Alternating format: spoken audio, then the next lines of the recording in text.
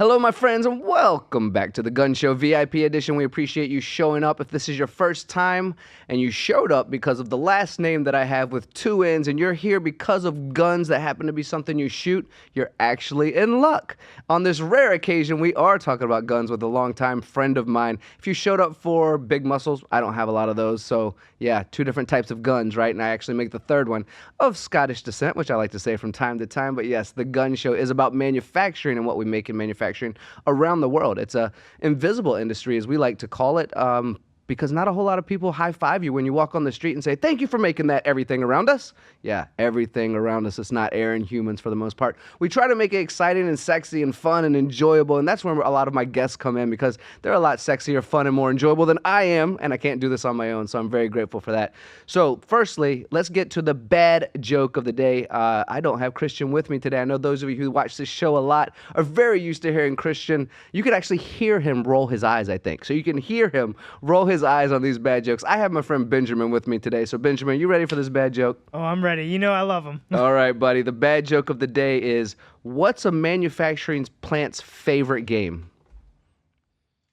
Ooh, I don't know. Do you remember that game, Guess Who? Yeah. Well, it's Guess Who because no one ever guesses. It's them making everything.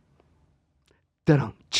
See, goes back to the invisible thing, and no one ever guesses we're making everything. All right, we'll move past the bad jokes. Sorry for that rolled eyes. How many in the audience, I think? In fact, just leave it in the comments, all the rolled eyes from the jokes, if you want to do that. Just have some fun with it. We're having a good time, over 60,000 followers on YouTube, and having a great time at MTD CNC. So, with this being an MTD CNC production, as we see here, thank you so much for empowering what we're doing here in the U.S., as we are a UK-based company growing around the world for a news and media channel. And let me not forget to thank our sponsors.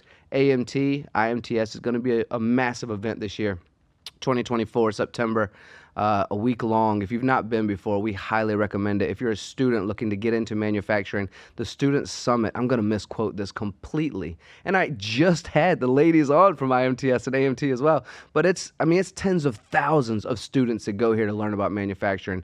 And it's some of the latest and greatest technology. It's the biggest manufacturing show as a whole in the entire country that happens every year. So we invite you. And now if you see me and the Gun Show and MTD, by all means, give me a high five as well. Take a picture. We'll have some fun. And then let's thank EBITDA Growth Systems. These guys are incredible. Whether you are a shop that's struggling and need to figure out how to get into a successful, efficient shop, or you are a successful shop, but you're looking to double your profits and maybe even sell at some point in the future, EBITDA Growth System guarantees they'll double your profits within 3 years. Tell me that's not a magic keyword right there. So with that being said, let's move into our guest, the guy we have here today, and the intro that I found on his website. And the reason why we are friends today is for many, many reasons. But occasionally, technological leaps inform both the trajectory and the velocity of progress. VKTR, which I just found out doesn't actually mean anything, which we'll talk about in a little bit. VKTR, with its super cool logo, Industries combines passion, precision, and purpose with a proprietary technology to produce exceptional firearms unlike anything else the industry has to experience to date. That's pretty powerful, but it doesn't end there, although that is powerful. I should just stop there, but we're not.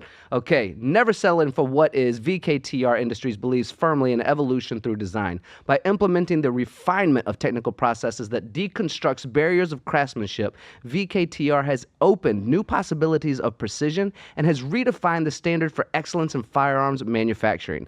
VKTR Industries has established itself within the intersection of revolutionary design and cutting-edge manufacturing capability. The team at VKTR draws from decades of engineering, manufacturing, and firearms industry experience to bring consumers a fresh new take on precision.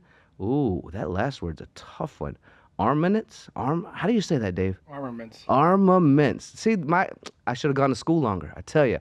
And I just accidentally introduced my guest as well, so please thank my friend Dave Rybacki. He's actually the head janitor at VKTR. That's what it says on his LinkedIn. He's obviously not. What is your real title, Dave? And thank you for being here.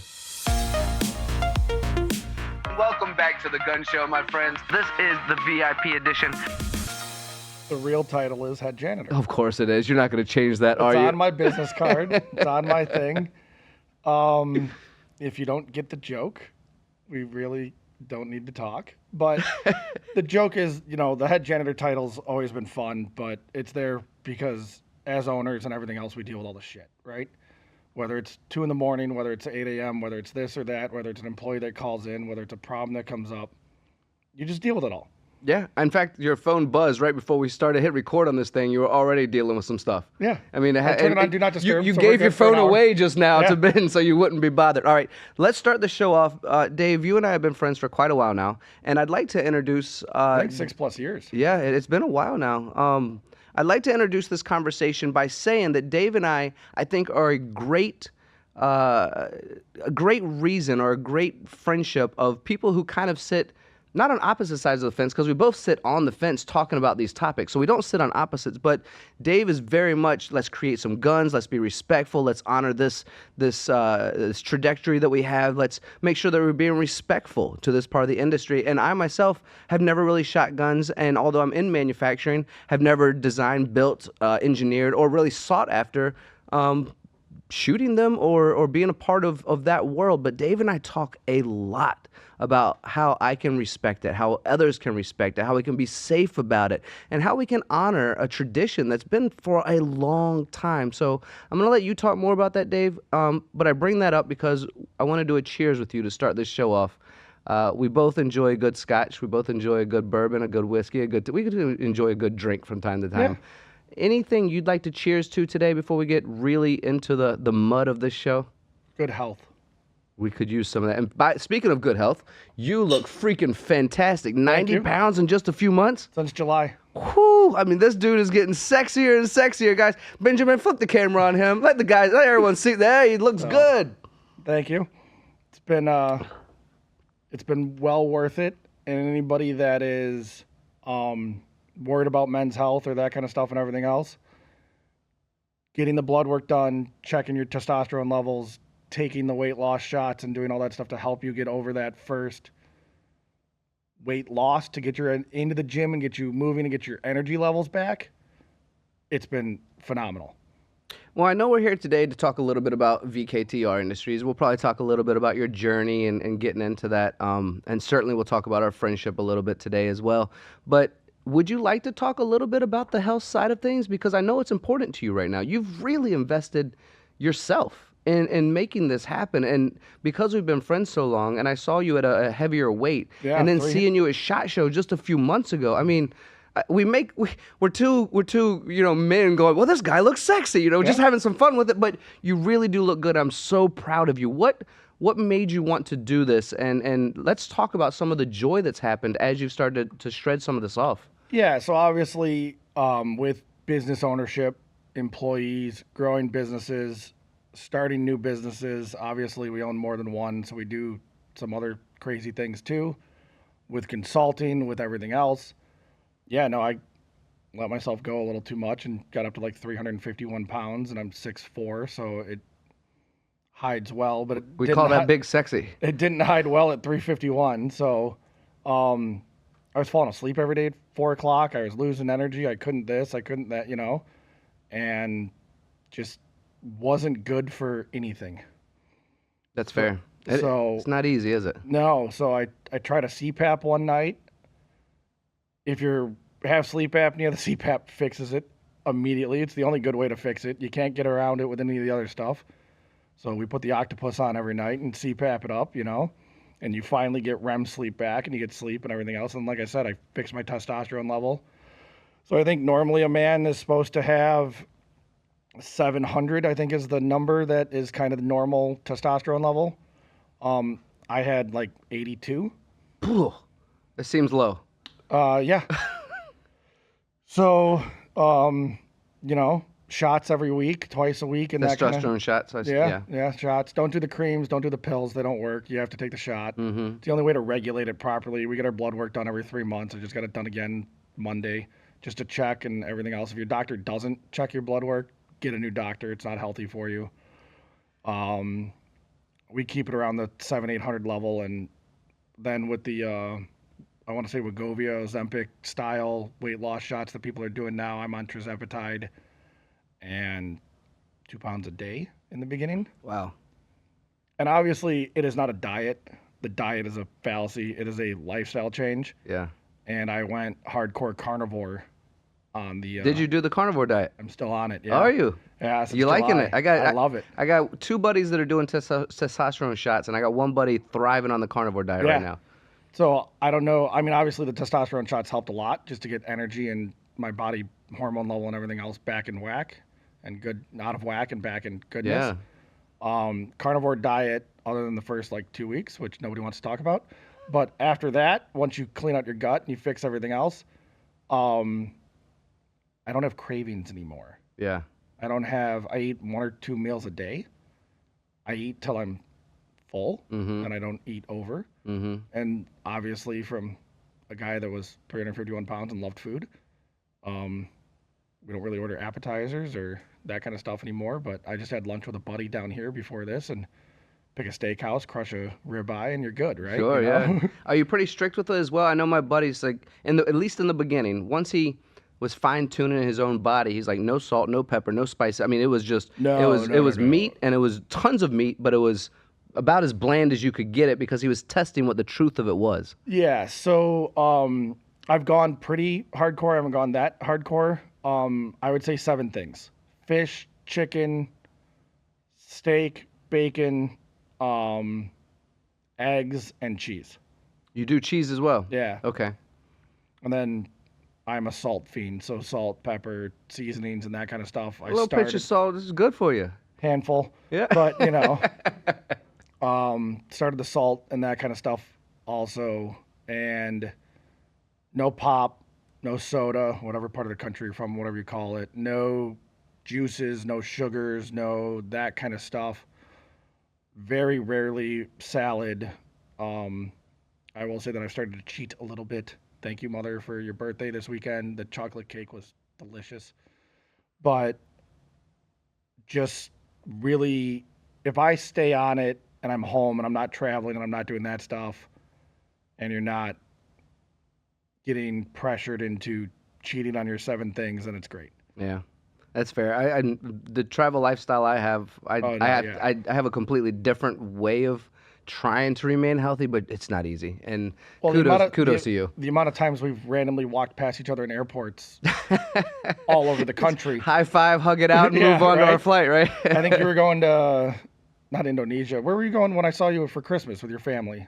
Bali. I was headed to Singapore and Bali. Yeah. Yeah. We're literally walking through here, and it's like, hey, Tony, what's going on? You know?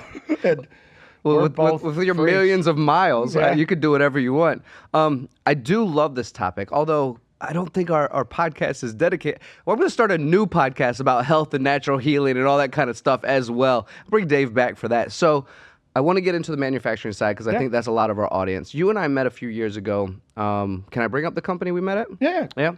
DRG. DR Guns, yeah. Yep. And I walked in and I saw some of the most modern, or at least more modern, but possibly most modern, and the world knows how much I travel filming inside of factories around the world and learning about technology and then applying that information into conversations to allow other people to learn. I walked into one of the more or most modern automated shops that I have been into. We've done some stupidity. And I was going to say coolness, but if you want to say stupidity, you're cool. The machines I saw, the Nakamura's, the robo drills, the automated cells. I don't know how much we can actually. We filmed a lot of this, so I think we can actually talk about it. Yeah, we're free. Everything. We're free. Cool. So, but it was only just a couple of employees running around making sure things were running 24/7. That was when we first met, and we were having a great time. And you were educating me on how much can get done through these automated cells as long as these cells are working as they should. Yes. So obviously, when we built DRG Manufacturing and that kind of stuff, and we had to change the name from DR Guns to DRG Manufacturing because we got thrown out of a couple banks for guns. We got thrown out of this. Fanuc would always hold our machines in Japan, releasing us for software and everything because of the treaties after World War II. It goes all the way back to that because we wanted 4th Axis, which is high technology, and you're a gun manufacturer, so we have to get government approval. So DRG Manufacturing, became the name of the company and that kind of stuff. And now with Vector, VKTR, we call it Vector Industries and that kind of stuff, we made sure with the new one to make sure that guns and nothing was involved in the actual name of it because you want to stay in the bank. We have to live within the world that the handcuffs they give us And yeah, I've been thrown out of 3 banks. I was on my flight to SHOT Show, and the credit cards got canceled, and a check showed up the next day. That is. Go find a new bank. Because of a logo or a brand or a shirt you were wearing, or just because you're in the gun manufacturing. how you were making money. They found out how you were making money. Well, so obviously you interesting. give them your FFL. Sure. The township has to agree that you have an FFL, the federal firearms license, for anybody that doesn't know. I mean, you're regulated. So it's not like... Should we go down that rabbit hole on this podcast? Should we talk about that? Whatever you want. Man, I feel like that's a subject that's so controversial that who knows the type of comments we'll get after this podcast, but that is our Second Amendment right, Correct. Is to bear arms. Correct. And yet you still run into these controversies because... So when the Founding Fathers created the United States, the Constitution and everything else, the first thing they said was, you can kind of say whatever you want with your freedom of speech. Then they said you're going to need a gun to be able to do that. Right. And everything else follows. I remember the comedians talking about the black powder guns and the patience that comes from taking a moment out to pack the weapon before. Yep. but it did stem in that order, right? Yeah. So, oh gosh. I don't want this to be too controversial, but I have to talk about it, right? That's what these podcasts are for, and I have Dave here, an expert, so why don't I? And just to be fair, Dave has asked me to help him film some really interesting expeditions in places like Argentina and Texas. He's even educated me on some of the big game hunting that's out there, like grizzlies and elephants. You remember educating me on those two stories as well. I'm not a big elephant hunter, but I understand why they do it. Right, you educated me. So I've learned a ton from you. So I guess let's play around this rabbit hole then. So we live in a country. First Amendment was to be able to talk about it. Second Amendment is to be able to own the rights. And yet you still run into a lot of controversy, even with banks, obviously. Banking's very liberal. It's mostly on the East Coast. It's mostly in that kind of stuff. And they have a right, just like any business, to choose who you do and don't do business with. I don't believe they have a right to go against the Constitution and that kind of stuff. I think you should have fair practices for legal things. We are federally regulated. We are state regulated. We are audited by the feds and that kind of stuff. And we are held liable if we do something wrong. But I guess the most controversial statement you can make is the gun is an inanimate object, just like your car is. You don't sue Ford when you drive your car drunk. Cheers, I guess. Gosh, no. Not cheers into that. Right? Ford doesn't get sued when you drive your car drunk for misuse of an inanimate object. The problem is, the misconception in the gun world is that the gun's the most expensive part. The physical metal firearm is the cheapest part of your experience, and it should be. The ammunition, the safe, the training, and the training to know how to use the ammunition, the gun, and the safe, and be a responsible person should be the most expensive part of your journey in this. Dave, if it's okay with you, I'm going to take this opportunity to use your expertise on a level that will probably educate me again, which I'm going to be grateful for. This is obviously a platform where we have followers around the world. And in America, I was just in Korea, and the game for video games was a cowboy when you were shooting, based on American characters. So Cowboys and Indians. We're known for our guns. And in some parts of the world, this conversation is going to be, kind of one of those. But here in America, there's going to be people who are going to, cheer you on and clap for you, and this is something that's very important, right? Yeah. I would like to, if you can, just kind of tear away at some of the, let's say, opposite sides' concerns and worries that as a pro-gun person, because I would make the discussion pro-responsible, right? Yes. Legal, responsible gun ownership. Because a stereotype sitting on a side, not me personally, but listening to people who sit on another side, says there's not enough education, there's not enough training, there's not enough of these things, and that's why there's trouble, right? So let's break down some of these barriers of conversation. And that's where the misconception that the firearm's the most expensive part needs to change. That's what made me think of that question, actually, when you brought that up. The firearm's not the most expensive part. The training, the learning how to use it, and I'm not like the tactical ninja guy, right? I'm in the manufacturing world and prints and processes and that kind of stuff, right? There's guys that know how to shoot way better than I do, and I don't even joke that I know what I'm doing. But I know how to safely handle a firearm. I know how to make sure that they're safe. I know how to make sure they're loaded or unloaded. I know how to shoot at a pretty decent level, but I'm not a sniper. I'm not an ex-military guy that's had amount of training. And one of the things I want to do in the next 10 years or so is go through a lot of those classes that I just haven't had time to now to learn and that kind of stuff. But hunting, responsible hunting and that kind of stuff, like you said with Argentina, the dove down there eat a third of the crops. So they bring high volume shooters in from around the world to go shoot 2,000 dove a day each or 1,000 dove a day each because they have 50 million dove. So if the first thing you go to is say, I'm going to start my business, but I'm going to lose 33% of my profit up front or even my revenue up front, you would try and fix that. And excuse my ignorance, but I believe that Argentina is highly agriculture as well. Oh, hugely agriculture. Oh, yeah. Best beef in the world. So based on that, 33% profits, I imagine this is detrimental to what they're trying to create down there. Oh, yeah. I mean, literally 33% of your field in Cordoba is going to get eaten by the dove. It's an interesting stat, right? Because it does flip the script on why certain things are done or how to carry out responsible situations. Correct. And Argentina and basic, and everyone, again, we have property down there and we go back and forth way too much, but Argentina has really, truly kind of like organic practices without being like certified organic. All the pesticides and stuff that might fight off the... They don't do it. Right. So instead of spraying the crops with everything to try and repel the dove and kill them and that kind of stuff, they shoot them. And they get Americans to come down and pay them to shoot them. Okay, I'm seeing, I don't love murder a whole lot, but I am seeing some wins here. I don't like pesticides and... Whether it's pesticides or a gun, right? I think probably being poisoned would be worse than just finishing it off, right? Yeah. And also, you said making money, and also, at the end of the day, the pesticides aren't going into the humans. They're not going to the humans, not going to the ground, they're not going to the drinking water, they're not going into everything else that... The other animals as well, yep. Yeah. The whole ecosystem. Yeah. And that's what pesticides kind of do. Yeah. Oh, yeah. Certain things are good and certain things are not good. I do like an onion that I don't cry when I cut, but I also understand the biology behind it. It's kind of messed up. I thought you were a crier. I'm always a crier. I thought you were a sensitive guy, right? Yeah. All right, so let's get back to the manufacturing side of things, and we'll probably just continue to sway into these conversations, but I'm going to try and pull it back from time to time.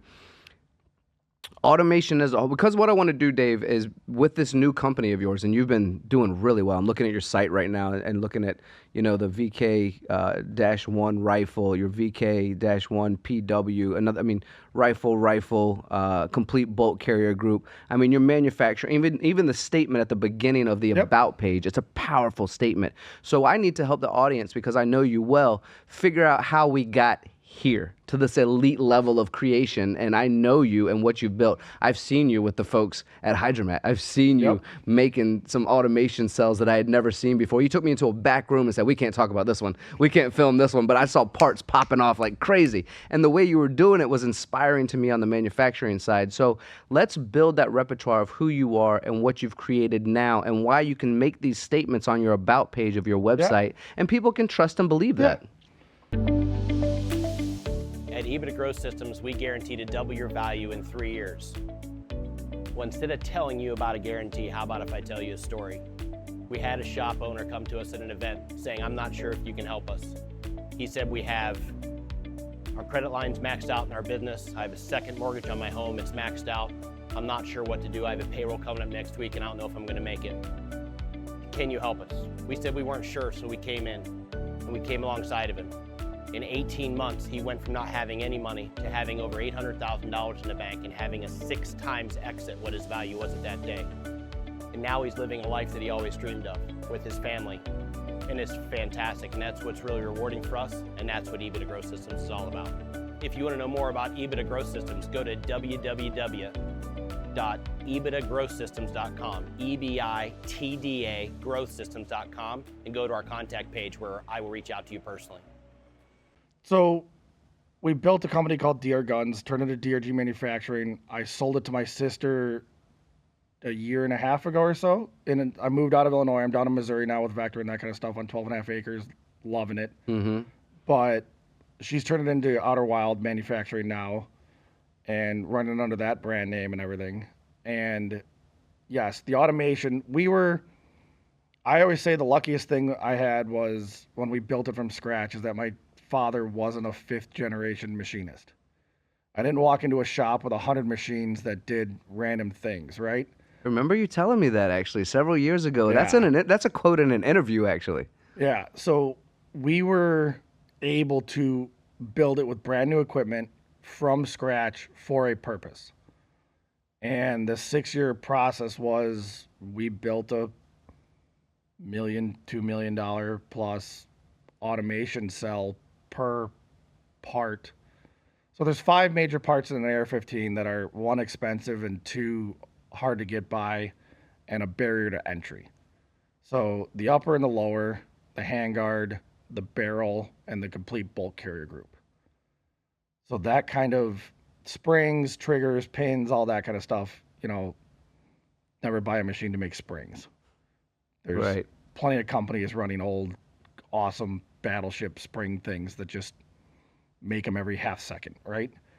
So we took the 5 hardest parts and set out on a journey to just make them perfectly and build the process from scratch on the right equipment. Again, our opinion of the right equipment and that kind of stuff on how to do it. And we wanted to put robots on it so that we could get to this 8-hour a day manned, 16 hours a day unmanned, and never make a bad part twice. I mean, that's where we all want to be, right? If we have the components that we can put out, that's what we all want to be. So it has to be very process driven. Mm-hmm. And you can't cheat, you can't skip, you can't revolutionize a new process that skips 3 operations. You just have to understand what the end goal is and then break down the processes per part and put in the redundancy, put in the things, and make sure that whatever your goal is, 12 hours of automation, 16 hours or 20 hours of automation or that kind of stuff, your in feeds, your out feeds, your checking and everything in process does it. Mm-hmm.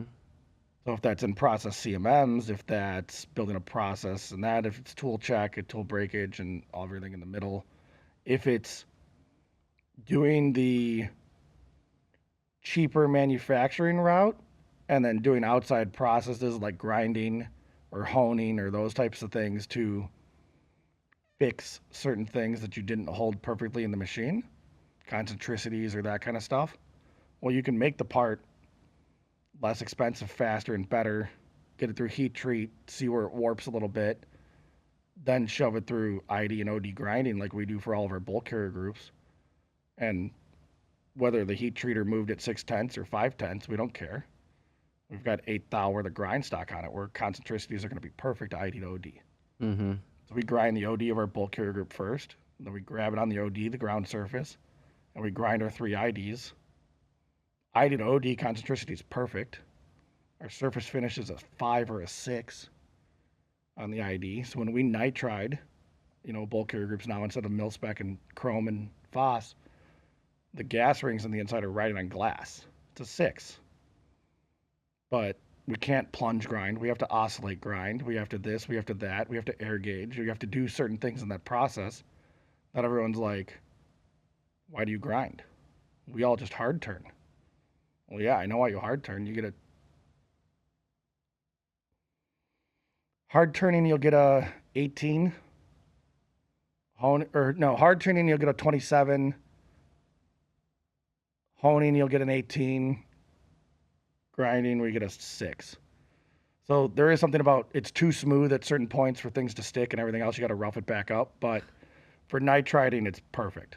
Can we talk about, because you mentioned all these in-process pieces that are important. Yeah. Nobody wants to, you said 8 hours with manned, 16 hours unmanned. Nobody wants to come into a shop with a whole bunch of scrap parts. No. So let's talk about the importance of those in-process components. Yeah. But let's also talk about, as you've mentioned, the different styles of creating this finish, how many different times you had to fail in order to figure out what was right. Because we have to do that based on your description just now. Yep. There's no way you know that without trying another route. So on the true military print for a bulk carrier group, it says grind after finish. I'll agree with everybody right now. I know how to make $70,000 more a month. Okay. Stop grinding. We grind 10,000 carriers a month. It's complete for a bolt and a carrier, this or that. It's about $7-8. I know where my 70 grand a month is. I can hard turn it cheaper, but then I'm going to break the hard turn, tool because of the 3 holes coming through the side bore. I've got well, if I hone it, the hone follows the hole. It doesn't fix concentricities. So now I've got to go back to the lathe, put a guy in front of it, and really check concentricities because I'm not fixing them in grinding. I'm just sizing, right? So there's pluses and minuses to everything. We can run a combo tool, knock out our 3 ID bores, leave 8 thou stock, 4 thou aside, plop it through off the lathe in 2.5 minutes, 3 minutes as a form tooled blank. Take that universal blank, throw it in a robo drill on centers, on an ID mandrel and a tailstock, cut it to 20 different designs for 200 different gun manufacturers, right? It's universal. We don't go off the slot. We don't do this. We don't do that. We create it all right there after the blank. And grab it, heat treat it. We vacuum heat treat it. We don't regularly heat treat it because we don't want it to bend. Is this done in-house as well? No, we use a great company up in Illinois called Scientific. They're phenomenal. I know them, actually, yeah. They're great. So Good group. don't use them. They're terrible. Because you don't want the competition. Don't fuck up our supply chain. But no, they're great guys. They do phenomenal work. They put a ton of stuff through. I think some of the best compliments we can give is to tell people don't do it because we need it more. Yeah. They're great. Don't use them. yeah. Can we talk a little bit about, you've called it Vector now, VKTR, right? Yeah. It kind of looks like a Vector. The logo's super cool, by the way, Industries. What would you currently say that you're working on, currently manufacturing, currently doing that an end user, a buyer, would say, I want to go work with Dave, I want to buy this product? What are you guys doing differently? Where do you excel as I scroll through your site looking at this cool stuff? 99% of AR-15s on the market right now are probably DI driven. So they're direct impingement. So you have a gas block, you have a gas tube, and gas goes through the hole in the barrel into the block and down the tube. The gas goes into the bolt carrier group and cycles the gun. You can't do much with it at that point to fix recoil and that kind of stuff without adding buffer weights, spring weights, and other things to the back end to slow down the cyclic rate. So the bolt carrier group going back and forth is the cyclic rate of how fast that gun will automatically reload and fire. Where with Vector Industries, we have a patented short stroke piston system. So we have a gas block, but we have a gas nozzle on it, and then we have a one-piece op rod that goes over that nozzle. And when gas moves an inch instead of 7 inches, it fires the op rod, which mechanically hits the carrier and sends it back. The difference with our system is the self-regulating piston system. It's not adjustable. It self-regulates. So 55 grain ammo, 79 grain ammo, 69 grain ammo, 62 grain, suppressor on, suppressor off, all that type of stuff, it dumps gas mid-stroke after function. So we have 3 holes, and then we have 3 more holes right after those 3 holes. The first 3 holes start the function and get it to function. Mechanically, however far that overgas dumps the op rod further back for milliseconds and time and all that kind of mechanical thing. The other 3 holes open for a millisecond, 2 milliseconds, halfway, all the way, and then all 6 holes open and we just dump gas. Dave, listening to you talk about this, it sounds like a significant advancement, but you seem so open to talk about it. Is this not... It's all patented. I was going to say, it has to either be patented. Something's going on here. There's 8 utility patents on the complete weapons system. So we stick a pin in the barrel behind the gas hole so the gas block slides over the pin and can't go this way, right? Then we put a pin through the gas block here so the gas block can't go this way. Well, if it can't go this way and it can't go this way, it's perfectly aligned every time. Wow. How did you get to the point where you knew that this was a solution? So every firearm the government has bought in the last 3 to 4 years has been short stroke piston system. So there's a short stroke piston system, there's a long stroke piston system, and there's a DI system. So AKs are long stroke, where you have something physically connected and bolted or welded to the carrier, and then the whole operational rod and carrier are all connected and move it with once. Where we have like a 3-piece system where you have the nozzle, the op rod, and the carrier. So the op rod is spring assisted to go back home after function and gas released, and the carrier does its thing. So after it hits the carrier, the op rod goes home, and then the carrier goes back. With our system, we run a carbine buffer and a carbine spring for weight, where most people are running H2s, H3s. It matters. There's 2 tungsten weights, there's 3 tungsten weights instead of steel weights. So you're adding more ounces, and you're adding more spring pressure to the back of the gun to slow the carrier down. And then the other big thing with us is our bolt carrier group cam path, we call it our long advanced cam path, has a true 22.5 degree rotation like Stoner wanted. A regular TDP gun has a 20.7 degree cam path, so we dwell locked for 2 degrees longer. So after the bullet leaves the barrel, we dump about 15 to 20,000 PSI, mattering ammo load and everything else. So our gun operates at a lower operating pressure, so it's automatically we've dwelled the cyclic rate and slowed it down. You know, coming from an engineering background and not ever making guns, Yeah. but making lots of other things and being, you know, in charge of R&D departments, I understand The concept. the math, and the trial that goes into figuring this stuff out. Yep. It couldn't have been overnight. No. But just the mindset of thinking there's something that's got to be better, something we can do better. How did that journey go? Was it like you were laying in bed and a light bulb went off? You go, So we've that's what will known- work. Let's run a test. So I own the patent on the ambidextrous, fully ambidextrous lower receiver. I licensed the 7 other patents from the engineer that created the operating system and all that kind of stuff. Interesting. So many years ago, 20 years ago, Paul Letnerwise created the Letnerwise Rifle Company, LWRC. And they had the kind of first self-regulating system and everything else. And now 20 years later, he's no longer with that company and he's on his own.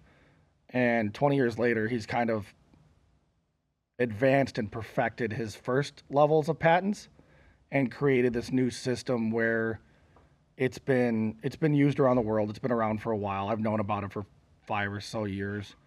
And I finally just called Paul one day and I was like, hey, I want to make complete weapon systems. We have this fully ambidextrous lower receiver that locks back and releases on the right-hand side. We do this or that.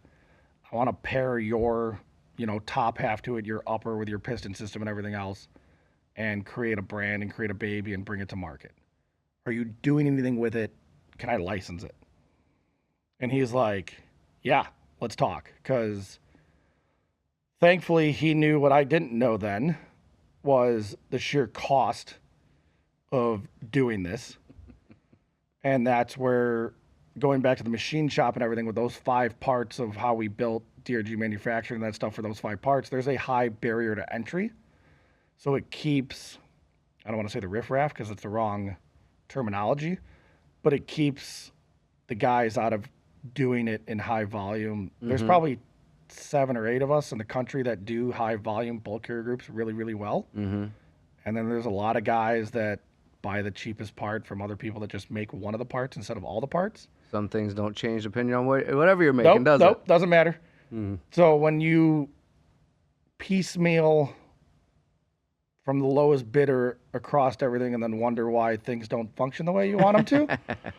Didn't our car industry have that issue about 40 years ago or something like that? Trying to piecemeal parts from around the world? Yeah, but they fixed it with just in time. Just kidding. But yes, obviously the lowest bidder is not the best thing. Quality standards matter. I'd imagine in some cases like this one, even more so than other cases where quality matters. I mean, a lot of the manufacturers that were doing parts and everything didn't know what a CMM was. Oh, come on. I mean, Don't get me wrong. When I was younger, I didn't know what a CMM was either. But I feel like if I'm trying to make quality components, I would educate myself. Go onto YouTube, Google it, something. So, Benjamin, you probably don't know, right? CMM just pretty much means we always say the CMM is pretty much how you figure out if your quality is good. It's a measurement system that measures every angle, every corner, what's the roughness, whatever you want to measure, you can measure, right? So we always say you can't make something that can't be measured. And if these folks aren't even using CMM, they're just making whatever they want without any kind of quality control. Well, just you plug gauge the hole and you use a height gauge on a table, and we don't take so long to do that, so we only do it once a day. Because your parts are perfect. Yeah, right? And then, again, it goes back to processes and all that kind of stuff. And, yeah, our concentricity is slightly out when we run it on the lathe, probably. We're a thou out, or this doesn't matter. We're taking 4 thou out of each side, and we're fixing our concentricities perfectly, right? Mm-hmm. So by doing the processes, you give and take, right? You can either put the guy in front of the lathe and have him check everything on the centers and check your concentricities and check everything's good and make sure everything's perfect. Or you can grind after heat treat, hard turn, after it's hard and everything. And that way you don't have to put the guy in front of the lathe. You can run a bar feeder with extenders on it, right? You run an Edge bar feeder. It's the cheapest automation you can buy. They're right. It's the best. I'm not going to argue with Edge on the bar feeders. Shout out to St. Louis Edge Technologies, by the way. Yeah. For a lathe to not either A, load blanks in by hand and open the door every time, B, run 4-foot bars through the headstock or anything like that, a 12-foot bar feeder is the cheapest automation you can buy. Yeah. And on a turn thing like that, you got to, again, like in the automation cell, you got to worry about your in-feed and your out-feed. Just because you have 12 hours of in-feed doesn't mean you have 12 hours of out-feed. The roto rack tables, the sorting, the conveyors, and everything to get the parts out of there afterwards are just as important. We like the rotary tables with lines in them because we can track back 8 hours of time. Part comes out, table moves 3 to 6 inches, whatever, how long your part is, right? Mm-hmm. Your parts don't hit each other. You don't have to put a water bucket down there, a slide, Hopefully. and all that kind of stuff. It just comes out the conveyor, drops down, and moves 6 inches, and then the next one comes. And then, eventually you get X amount of time, and then you get a pile of parts that slightly rubbed at the end. They're racing, I like that you gave that shout out to Edge. Rick Bauer, we like you, buddy. Keep up he's the a good great work. Guy. Yeah, Kevin for Meehan, sure. all of them, Kevin they're as great. well. Yep. And Dan. We may as well just call them all out. They're great people. Yeah. I think we've done a decent job of letting the audience know who you are from the technology side of things. It's obvious to me that your brain is incredible. I love learning from you. The capability with these patents is obviously something that people will seek after. I think we've done a good job of helping people understand.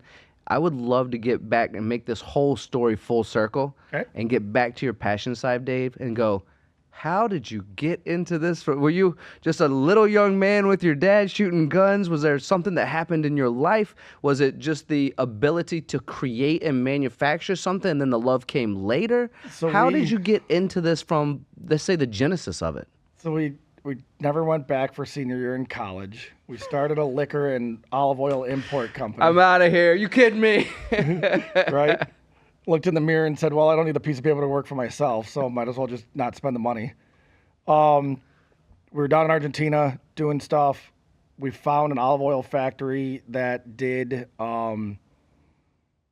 just amazing, flavored olive oils, where, most of the time you go to an Italian restaurant, there'll be a bottle of olive oil or something they call an olive oil on the table, and there'll be a bunch of stuff in the bottle that they're infusing it with, right? Mm-hmm. And it'll say cold pressed. Yeah, it'll say cold press. It'll say all the good marketing terms. Yep. They never check the pH level, and most of it's not olive oil. Because they give it away for free. Right. But we were down there. We found this great farm. They were running a pure Lisi machine for olive oil, but they were also growing basil, chili peppers, oregano, rosemary, and all the other cool stuff. And they were running it through the pure Lisi machine also to get the pure oil extract out. And then when they blended, it no longer separated. So some of the times when you buy olive oil on the shelf that's flavored, it says shake before using, and it separates. This never separated. Okay. And this eventually gets us into making guns? Yeah.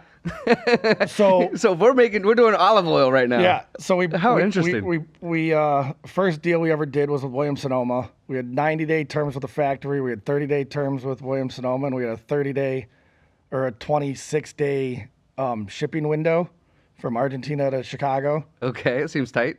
Yep. So we bring the container into Florida, 2-person hotshot truck it up, repack it all overnight with a bunch of friends from Boy Scouts and everything else. This is right out of college or didn't go your senior year of college. Okay. Yep. Repack it, relabel it, or stick the label on the bottom, put it in the new box and everything else, ship it to Williams-Sonoma's distribution center in Tennessee, and it goes nationwide, and they sell out in like 4 days because we gave them bottles for tastings and flavors and everything else so they could do the in-store tastings and show people, and it was gone. So they order again. That funded the entire company, and we never put $1 in, right? Seriously? Yeah. That's incredible. So grew that. We still do that. We still flavor olive oil and all that kind of stuff and mix it, blend it, and sell it to a bunch of the little stores around the country. You can walk in and taste your own foosties and out of the little... You still do this? Yeah, we still do it. No kidding. Yeah, it's there. So no longer do the liquor or the wine or the olive oil or the wine and liquor part of it. We got out of that. Invested in a company with some friends that did automotive car jewelry. May I pause you for just a second? We'll get right back into this automotive car jewelry, as you just said. Yeah. Is this also why you're passionate about that Dove situation, losing 33%, is because you're doing crops in Argentina? Yeah, we're building an olive plantation. No down there and some other freak. See, stuff. I knew it'd come We got back a around. winery. Look at that. That's amazing. Okay, back to what would you say about the...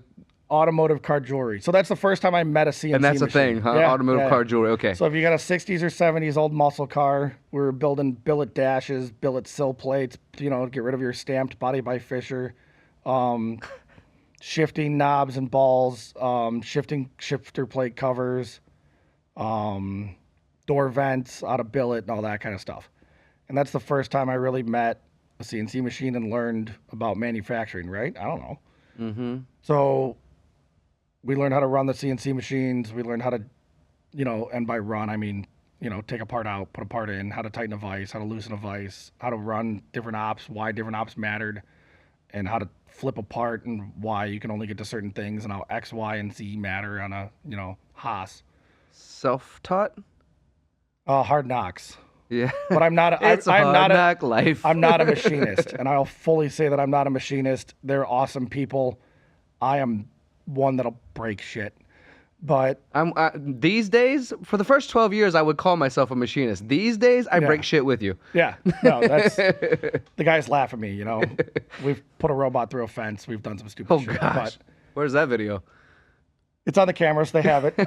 Anytime I mouth off in the shop, they bring Bring it up. Yeah. So the safety fence worked. That's good to know. Yeah. Yeah. But learning and some really great Polish craftsmen off the boat, really true craftsmen that knew manufacturing, knew machining, knew CNC, and crazy pair of brothers, and they're still there today.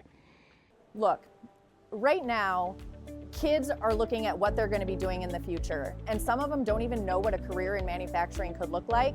So what we're trying to do is support organizations and initiatives that are telling kids what a career in manufacturing is. So help us give back by purchasing Shop Floor Coffee. You can find us at shopfloorcoffee.com. We're on LinkedIn. Contact us. Let us know how we can support you and your organization.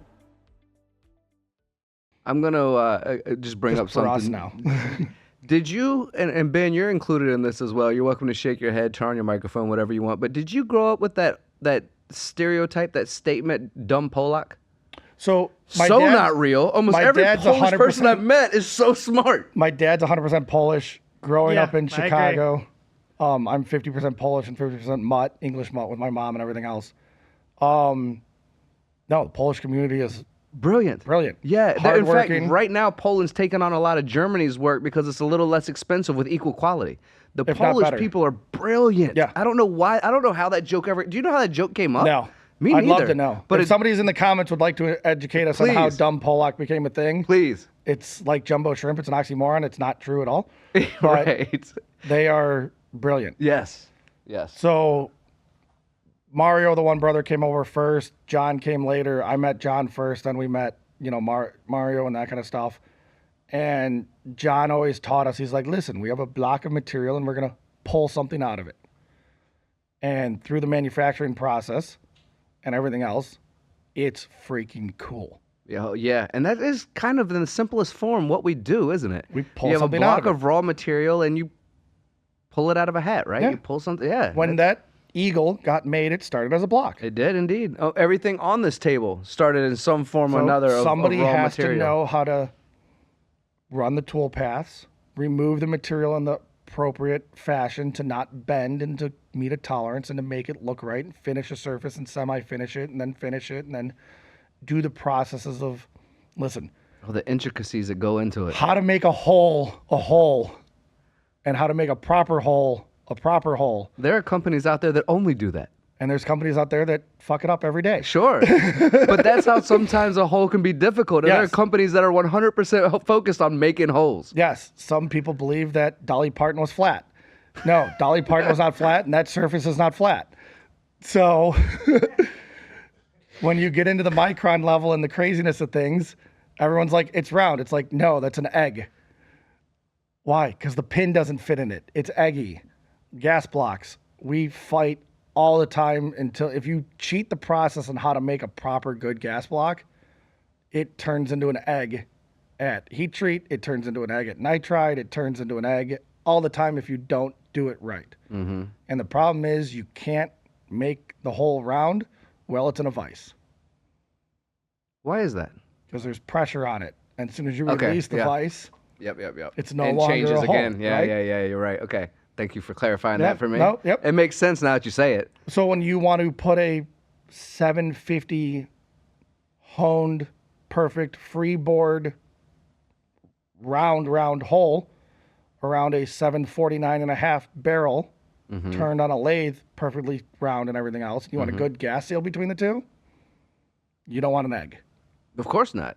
How do you make that happen? You have to hone the gas block after it's out of its, you have to leave 2 thou. Yeah. And then Clean it up free- after. But by hand Really? on a honing mandrel and that, because you can't clamp it again. It's thin walled, right? Okay, stupid question for you. Any of this magnetic or vacuum plated or anything that doesn't need to be squeezed? We've machined some things on double-sided carpet tape. It's getting stickier these days, isn't it? Listen, don't buy the generic brand. No, don't. Not in that situation. You'll break the plexiglass in your machine for sure, which I've yeah. done before. Oh yeah, that's part of the fun. Okay, so I still don't think I've learned how your passion got to, because you are passionate. Oh, very, You're very yeah. And we started with olive oil, and we've dropped out of our senior year, and we've made a ton of money off of this stuff, and then we got into car decoration. But So- where does the passion come from, Dave? Grew up in the northwest suburbs of Chicago. Dad was working and everything else and gone, so Mom put me in Boy Scouts, and Is it Boy Scouts that did it? Are you an Eagle Scout? I'm an Eagle Scout. Nice. I got my Eagle Scout. So every summer you go to camp and you go shoot shotguns, you shoot 22s, and you do all that kind of stuff for a couple weeks, and then you come back and, There was a love for it then when that happened. Mom's like, no, you can't have a gun, and then it's like, well, Red Ryder now- BB gun? Now I'm gonna have 600 of them, so How many guns do you have? it's over 300 to 400 right now. Well, if everything does go to rubbish, I'm coming But to it's your in a house vault. if that's okay. They're locked up. It's behind a safe door. None of my guns have ever killed a human. So I think that's respectful to say now, right? Yeah, yeah. At the end of the show, as none of them have killed a the human. liberals would say, they kill everything without a human intervention. I'd say they're all faulty because they haven't done it yet. I can put a gun on the table. It's not going to shoot you, Be real weird if it did. right? Yeah. The spoon didn't make me fat is another good comment. I think so. I'm gonna play. If it's okay with you, I'll play devil's advocate real quick. I think the discussion for that often is that all of that is absolutely true. But if someone does have a bad day, a gun can do a far lot worse than a spoon. Correct. Yeah. And just like 2 days ago in Australia, so does a knife when you get stabbed. Which is bad, but still, a gun would have been worse. I don't know if I'd rather be stabbed or shot. Oh, getting one. I might just want to be finished off. Well, I mean, But I as far ever as since the- to want to live, but the yeah, total detrimental thing that could happen to a group of people. correct, Right. correct. But that doesn't mean that I'm against guns. I'm trying to be the practical minded Yeah, person for yeah. a conversation. Well, so the passion came from Boy Scouts, Yeah. which you are an Eagle Scout. Yeah. And when you were first I shooting learned the more in guns, Boy Scouts and getting my Eagle Scout than I ever did in college. Okay, Ben, I got to do it. Can you get your Eagle Scout out? Can you get your... No, that's a bad song, guys, but I had to do it. But okay, so you were doing this, and your mom said, "No Red Ryder BB guns for you," No. to quote an old Yep. Christmas movie. But this is when it started to grow in you. And at what point did you take I'm an Eagle Scout, where I learned more than I ever did in college, an Eagle Scout, and combine that passion with the manufacturing side? What's the transition from doing olive oil and car stuff into So I'm the going car to do stuff this is now? where we got into the machining, right. right? And that was when you started combining the original passion into, Unfortunately, right after Sandy Hook. oh, bloody hell. Yep. So right after Sandy Hook, we started getting some inquiries. We started getting, hey, can you make this part? Hey, can you make this part? And a lot of them were firearm parts because the industry went crazy and you couldn't get a lot of the parts, the 5 hard ones and everything else. So we started doing billet uppers, billet lowers, and that kind of stuff. We got our federal firearms license. We did all that kind of stuff, and the gun stuff stayed, and the car parts went. And it here grew we from are. there. So, all right, as we're closing down on some time here, as we both see the clock over here, what does the future hold? And as we talk about that future a little bit, and I'm looking at your website, let me just go ahead and give that a shout out while I'm here as I click it so I can read it better as I'm getting older and blinder. VK Victor, what would K be? Oh, God. I don't know. Everybody either. asked this question. They're like, come on, come up with a cool name. Victor, Kim, Tony, anyway, VKTRIND.com is the website without me doing all of the bad acronyms to go along with it. But that is the website. Check them out. Definitely worth working with, as you can tell from Dave here. Very knowledgeable. Been doing this a long time, a couple of different companies. So worth taking a look. If you have a question, give him a shout. He'll answer all your my questions. cell phone's on the website. Yeah, other than him not having his cell phone right now during the podcast, it's always on him. I promise you. He will answer or call you right back. So a little shout out there. What does the future hold for you and the company, and what kind of messages would you like to give to the audience listening right now? Responsible gun ownership is expensive. The physical firearm is the cheapest part of your experience, or should be the cheapest part of your experience going through this world with mental health issues, craziness, and everything else, right? So we only like legal, good, responsible gun owners. Any of the other stuff we don't want, we don't like. It doesn't help us in any way. So if you're going to go down the path of gun ownership, the ammunition, the training, the safe, the proper storage, the training should be the more expensive part of your life in the firearms world. It is a big responsibility to own. They can do terrible things in the wrong hands, and we don't want that at all. That's well said.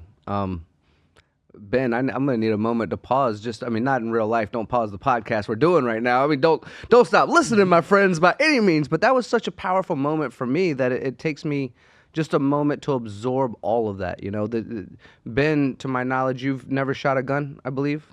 That is correct. That is correct. And I was at Silencer Co. in Utah and actually shot my first gun just a few months ago. Oh, yeah, cool. Yeah, and that was a great experience. It was cool. I shot the ceiling on an automatic weapon because they told me to lean forward, and I didn't, and it pulled back, and I hit the ceiling. But it was my first time. It happens. That's what happens on your first time, Yep. right? There's a little bit of that So stuff. what'd you think?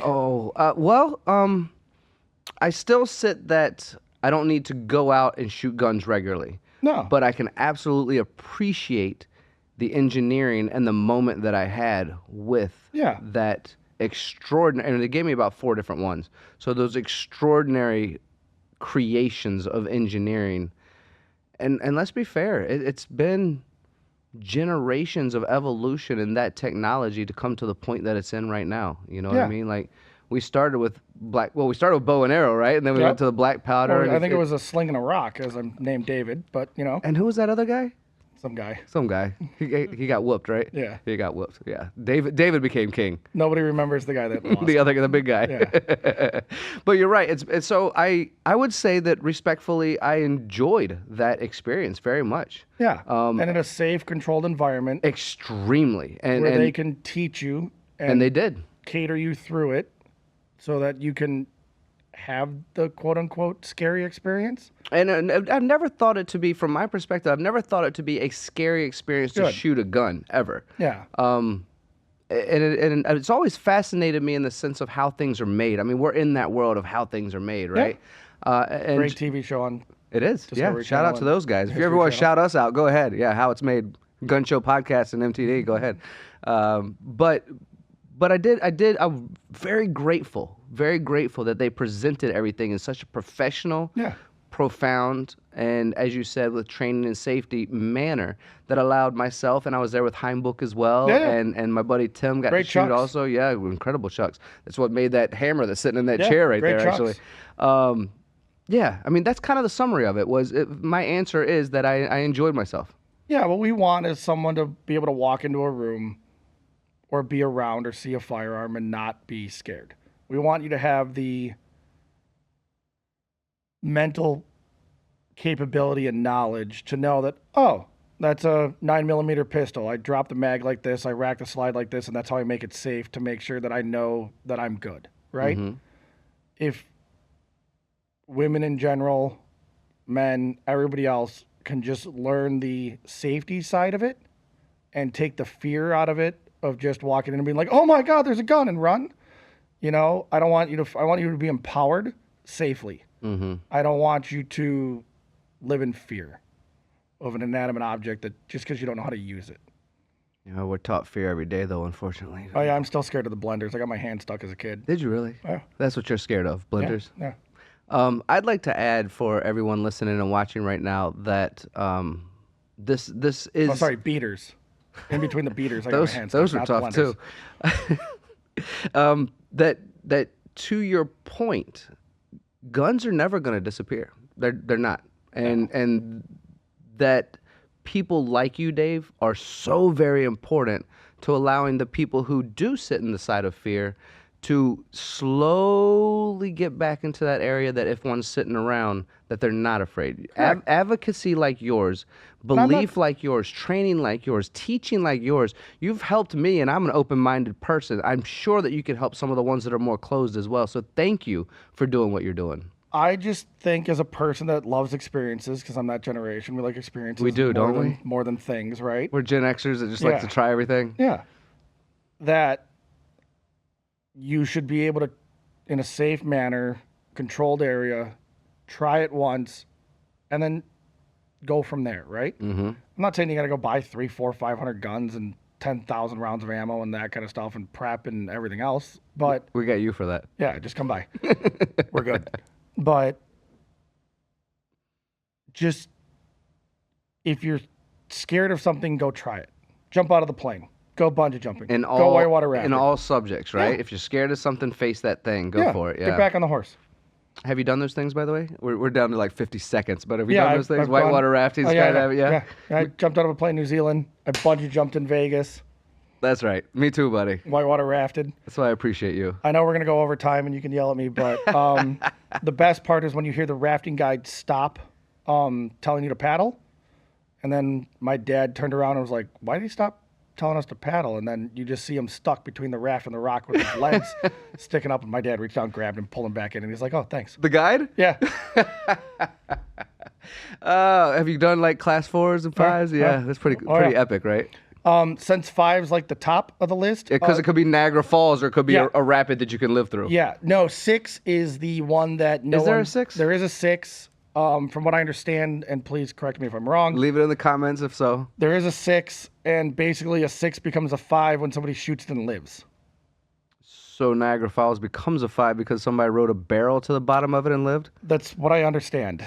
But I'm also not an expert in waterfalls and barrels and whitewater rafting. We'll work on that but soon. I understand it becomes a 5 when somebody goes through it and lives. Okay, well then, this is the how we are details. ending the Gun Show podcast today. Dave, you, my friend, are always a pleasure and a joy. Thank you for educating me. Thank you for your advocacy. Thank you for allowing us all to be a bit safer in something that you believe in, and I can certainly sit beside you and talk about for sure. And thank you for having us down. It's been a pleasure. Absolutely, my friends. Thank you all for watching. We know time is your most important and valuable commodity. It's the one thing we can't manufacture or get back. So thank you for joining us on the Gun Show. This is my buddy Dave. Check out their website, VKTRIND.com. Call it Vector, call it VKTR. That's totally up to you, but check them out either way. Thank you all for watching. We'll see you again soon.